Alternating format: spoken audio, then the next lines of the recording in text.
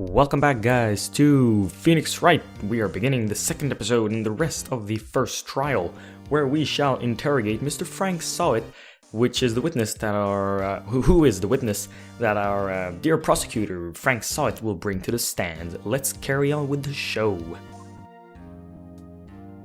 Oh dear, he's in purple. Purple, you're telling me purple. Mr. Sawit, you sell newspaper subscription, is this correct? Man, I'm just munching my words today. Oh yes, newspapers, yes. Mr. Wright, you may proceed with your testimony. Please tell the court what you saw on the day of the murder. And this is the witness testimony, where you will learn and try to see where the lies are. I am still using the judge's voice. I was going door to door selling subscriptions when I saw a man fleeing the apartment. I thought he must be in a hurry because he left the door half open behind him. Thinking it strange, I looked in the apartment. Then I saw her lying there, a woman, not moving, dead. I quailed in fright and found myself unable to go inside. I thought to call the police immediately. However, the phone in her apartment wasn't working. I went to a nearby park and found a public phone. I remember the time exactly. It was 1 p.m. The man who ran was, without a doubt, the defendant sitting right over there.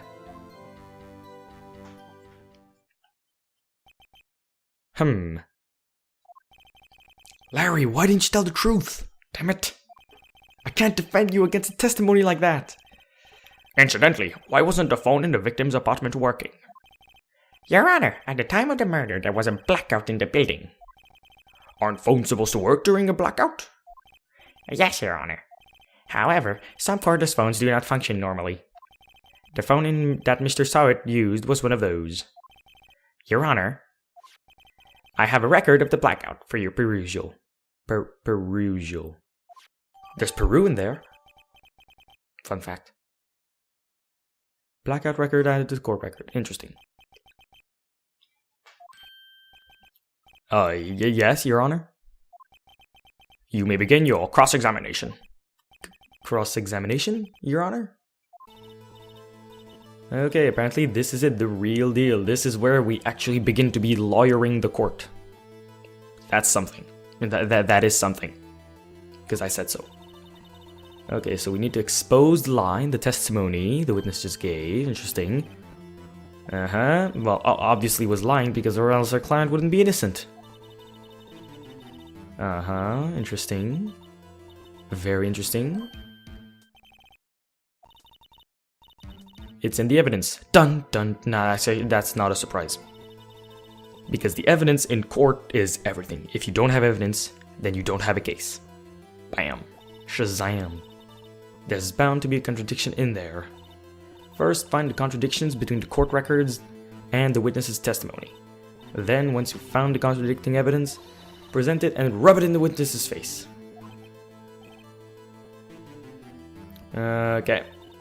So we need to touch or the court record button or just press R.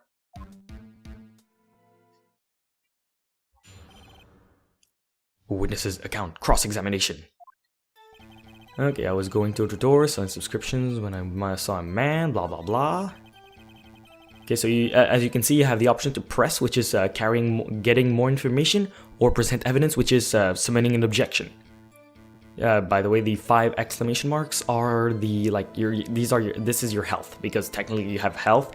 Every time you present the wrong evidence, you lose 1 question mark. It's not a question mark, it's an exclamation mark. I thought he must be in a hurry because he left the door half open behind him. Thinking it's strange, I looked inside the apartment. Then I saw her lying there, a woman not moving, dead. I quailed and found myself unable to go inside. Let's question that because if you remember the picture, and the phone was inside, but he said he didn't go inside, so how could he know that the phone wasn't working? Let's press. So you didn't touch anything in the apartment. Yes, I mean, no, nothing. Okay, what happened next? Okay, that was not information at all. I thought to call the police immediately. However, the phone in the apartment wasn't working. Let's press that.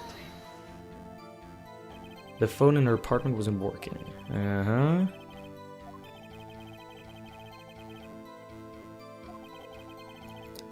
Oh. Interesting. I'm not doing the voices, aren't I? Funny. Okay. So, resume, because I didn't say anything.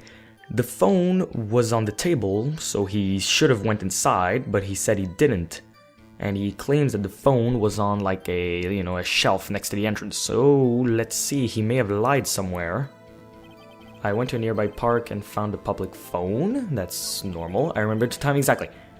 Really? How do you know? You do not seem to have a watch with your jittery hands. So let's see. We have right here the blackout record. Electricity to Miss Stone was out from noon to 6 p.m. on the day of the crime. Well, would you look at that? The time of death was between 4 and 5 p.m. But he says it was there at 1 p.m. Present. Objection! You sure? Yes, it was 1 p.m. for certain. Frankly, I find that hard to believe. Your statement directly contradicts the autopsy report. Dun dun dun. That's a surprise. The autopsy notes the time of death at sometime after 4 p.m. There was no body to find at 1 p.m. How do you explain this 3-hour gap? Ooh, you're sweating. Oh, Objection! This is trivial. The witness merely forgot the time. After his testimony, I find that hard to believe. Mr. Start, why were you so certain that you found the body at 1 p.m.? Gee, that's a really good question. Great job, Wright. Way to put him on the spot. Well, that's all you have to do. Point out the contradictions. Lies always beget more lies. See through one, and their whole story falls apart. Wait, I remember now. Would you care to give your testimony again? Okay, so let's see if he's gonna lie again. You see, when I found the body, I heard the time. There was a voice saying the time. It was probably coming from television. Oh, but it was 3 hours off, wasn't it? I guess the victim must have been watching a video or a tip program. That's why I thought it was 1 p.m. Terribly sorry about the misunderstanding. But she couldn't have watched the television. There was a blackout. Okay, Judge, you're horrible at your job. That was obvious. Mr. Wright, you may cross-examine the witness. With pleasure. Yep, you can say that. I've got this one. The time of discovery. Okay, skip. Television? Nope. Because this. Objection! Hold it right there. The prosecution has said that there was a blackout at the time of the discovery, and this record proves it. Exclamation mark. You couldn't have heard the television or a video. Gah! The defense has a point. Do you have an explanation for this, Mr. Sawit? No, I find it quite puzzling myself. Quite. Wait. I remember now. Mr. Sawit, the court would prefer to hear an accurate testimony from the very beginning. These constant corrections are harming your credibility. And you seem rather distraught. My apologies, Your Honor. It must have been the shock of finding the body. Very well, Mr. Sawit. Let's hear your testimony once more, please. Once more with feeling. Hearing the time. So, which lie are you gonna say this time, hey? So, I didn't hear the time, but I saw it. There was a table clock in the apartment, wasn't there? Yeah, the murder weapon. The killer used it to hit the victim. That must have been what I saw. Wait, the murder weapon was a clock? Nah, it wasn't. You saw a clock? I guess that would explain it. The defense will cross-examine the witness. Gladly. Yeah, because the murder weapon was not a clock, it was a statue. Makes no sense. You've relied on your first statement? No, second statement. Murder weapon, no, because the murder weapon, if you remember, is this. Yeah. Objection again. Wait just a moment. The murder weapon wasn't a clock. It was this statue. Now, how is this supposed to be a clock? Oh, he's cornered. Now we got him. I do think we got him. You with your objections and your evidence, just who do you think you are? Just answer the question, Mr. Sawit. Answer to the court. Hey, I saw it there, okay? That's a clock. Your Honor, if I may. Yes, Mr. Payne? As the witness stated, this statue is indeed a clock. The neck is a switch. You just tilt it and it says the time out loud. It doesn't look like a clock. I submitted it as a statue. My apologies. I see. So the murder weapon was a table clock after all. Well, Mr. Wright, it appears that the witness' testimony was correct. This is a clock. Do you have any problem with this testimony? Of course I do. Your Honor, there is a gaping hole in this witness's testimony. The only way he could have known the weapon was a clock is to hold it in his hand. In his hand. Too many H's. H. Yet the witness testified that he never entered the apartment. Clearly a contradiction. Indeed. The witness knew it was a clock because he went into the apartment? Yeah, definitely.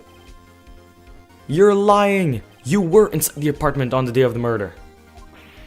Oh yeah? Prove it! Prove it I went there! I'll do better than that. I can prove you weren't the one who killed her. You struck her with... Oh, wait, wrong voice. You struck her with the clock and the shock of the blow triggered the clock's voice. Yeah, exactly. That was the sound you heard.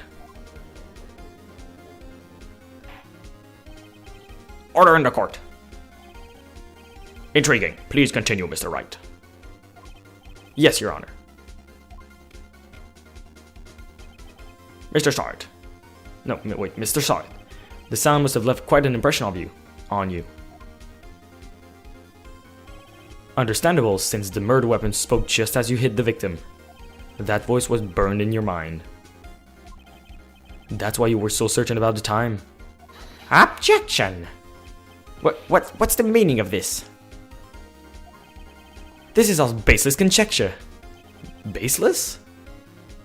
Just look at the witness's face. He is gripping his veston, his tuxedo. Purple tuxedo. Would the witness care to elaborate? Did you strike the victim with the clock? That day, I never. Look, the clock, I heard, no, I mean, I saw, you got. Grah! It was a wig all along. Shut up! I hate you! His voice is very high-pitched. It was him, I tell you! I saw him! You can say you saw it. He killed her and he should burn, give him death! Order! Order in the court! I say. Huff, I say. Your Honor, a moment, please. There isn't a shred of evidence supporting the defense's claim. Mr. Wright. Your Honor? You claim the sound of the witness heard came from the clock. Do you have any evidence? The whole case is riding on this. I'd better think it through carefully.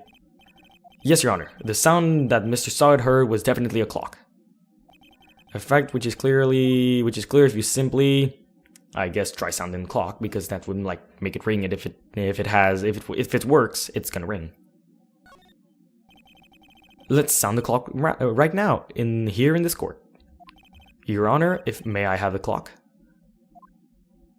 I ask the court to listen very carefully. Beep.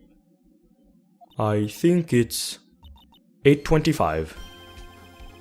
That certainly is a strange way to announce the time. Well, he is the tinker after all. So we've heard the clock. What are your conclusions, Mr. Wright? Mr. Payne, Oh my god, the wrong voices. The wrong voices. It's getting overkill. Yeah, I need a counter for that. One day I'll get a counter for that. Mr. Payne, Once more. Mr. Payne, can you tell me what time it is now?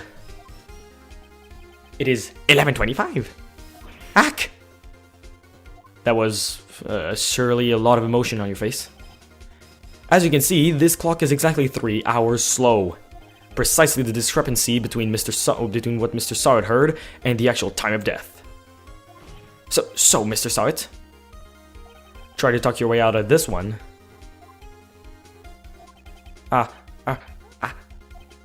You forgot one thing. What's he talking about? While it may seem like that clock is running 3 hours slow, let's do the wrong voice actually. It proved nothing. How do you know it was running 3 hours slow on the day of the murder? If you can't prove that, you don't have a case. He's right. How am I going to prove that? Damn it. I was so close. Mr. Wright, it seems you lack the critical evidence to support your claim. Yes, Your Honor. This means I cannot let you indict the witness. Unfortunately, this ends the cross-examination of Mr. Frank Sawit. I come all the way down here to testify and look what happens. They treat me like a criminal. A criminal. You lawyers all slime. I almost had him. Sorry, Larry. I failed you. There's nothing I can do about it now. Not so fast, Mr. Sawit. Ooh, Mia something. Mia has something. Mia has something. Chief. Listen up, Wright. Don't throw this one away. Not like that. Not like this. Think. But, Chief, it's over. I can't prove the clock was slow on the day of the murder. Nobody can prove that. Well, yes. But that doesn't mean you can't still win. Try thinking outside the box. Outside the box. Don't waste time doubting the facts. Assume the clock was 3 hours slow and think through it. Ask yourself, why was the clock 3 hours slow? Figure out the reason and you'll have your proof. Right? Can you think of any reason why the clock was slow? I think. Let's try that. Wait, maybe I can prove it. You must have evidence somewhere that can prove it. Right. Find it and let him have it. Well, Mr. Wright, you say the clock was already running slow on the day of the murder. Have you found evidence to support this claim? Of course. There is a piece of evidence in the court record that can prove my claim beyond a doubt. Ooh, beyond a doubt. Tough words. Let's see you pull this one off. Let's see this evidence that proves why the clock is running slow. Well, it's the only piece of evidence that we haven't used, but she was in Paris, and Paris has a different time scale than where we are now. Supposedly, maybe. The victim has just returned from abroad on the day before the murder. As we all know, the time difference between here and Paris is 9 hours. When it was 4 PM here, it was 1 AM the next day there. The clock wasn't 3 hours slow, it was 9 hours fast. The victim hadn't reset her clock since returning home. That's why the time you heard when you struck her dead in your apartment was wrong. Proof enough for you, Mr. Sawit? Or should I say, Mr. Did It? Haha, puns. And he faints and dies. Maybe. Nah, probably not. Order! Order, I say. Well, this case has certainly turned out differently than we all expected. Mr. Payne, your client? He was arrested and has been taken away, Your Honor. Very well. Mr. Wright? Yes, Your Honor? I have to say, I am impressed. I don't think I've ever seen someone complete a defense so quickly. And find a true culprit at the same time. Thank you, Your Honor. At this point, this is only a formality, but this court finds the defendant, Mr. Larry Butts, not guilty. Celebration! And we'll be concluding the chapter and starting the next trial. First part of chapter 2 in the next episode. And I will see you then. Goodbye.